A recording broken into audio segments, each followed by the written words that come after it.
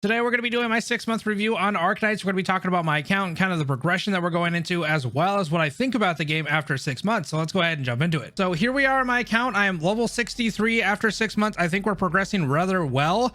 I will show you some of my operators real quick just to give you guys an idea of what we're doing. We actually just E2'd a couple more operators today, so it's kind of interesting to see how that goes. So we have Searcher, Exia, Blemishine, Myrtle, Jay, the Radiant Knight, Amia, Mudrock, and now T Applesauce for us. We have progressed quite well. Let's go ahead and go into rarities. I think we're getting very close to having a pretty mid account, I guess you could kind of call it, or like a mid-tier account at this point. A lot of E1s. A lot of people are kind of working on the 6 stars here. Get everybody. We just got Thorns from the gold cert shop, so he's another person we have to kind of go into.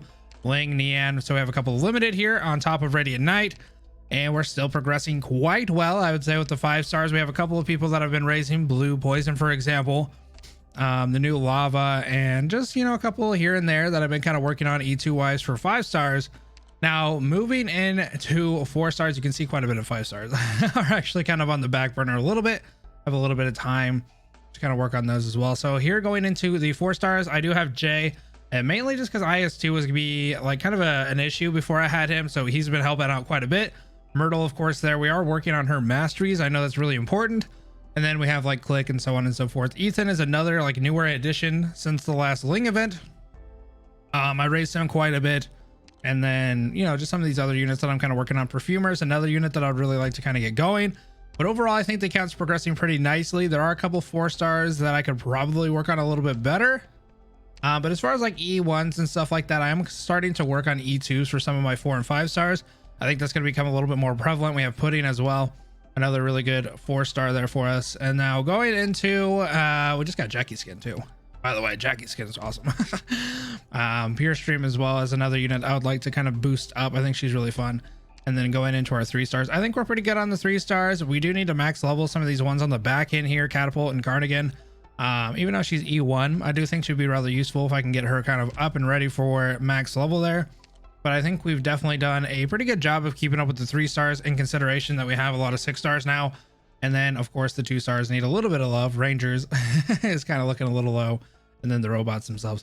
Now as far as the base goes, I still have the same pattern basically from I think the other time. The only difference really is just the fact that I've got a couple more dormitories, and we have the control center at 4.0, and then, you know, the training room and stuff like that. There's not too much of a difference here. I do know that I need to start working on leveling for like factories and stuff like that, just to get a little bit better of a flow. But we're definitely not at a point where all of our operators are dying, which is nice. We only have a couple of these guys in here that actually need a little bit of support. I know kind of into like my 3-month or maybe even my 1st month review, I think I did pretty bad on managing the actual base resources and actually managing the people in there.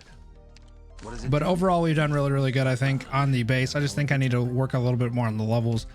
Now progressing through the actual story, we've done relatively well. I would say we're progressing quite nice. We are basically on chapter 8. It looks like we're on 7-20. I need to finish up this one. The story actually ruined my voice, but it was fun. It was a lot of fun. I think the story itself is actually amping up quite a bit. I think I can kind of see why everybody says that it gets a lot better after chapter 7 into chapter 8 and chapter 9 and so forth.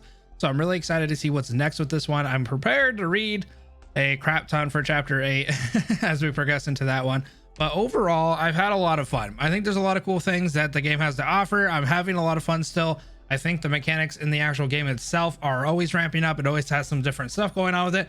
Each new event is kind of giving you a new gimmick, and it still surprises me each and every time that we go into it, like a new CC, a new event, a new limited banner, whatever it is. I'm just finding myself to love Arknights more and more. And honestly, it's become one of my favorite gacha games in general. Like, I almost don't play anything else because I keep having the standard of like, you know, Arknights. This has just like the story, the characters, and the replayability and the gimmicks and stuff like that. It's really hard for me to get really invested in another kind of gacha game because of that element and the fact that Arknights has hit that bar. And it's really hard when I'm looking at other games. I'm like, the story's kind of there, but not quite the characters. The characters are quite there, but not quite the story. So it's just kind of hard when it hits the nail on the head for everything else. I'm super excited for what goes next. Spectre, Gavio Altar, all that kind of stuff I'm going to be saving for.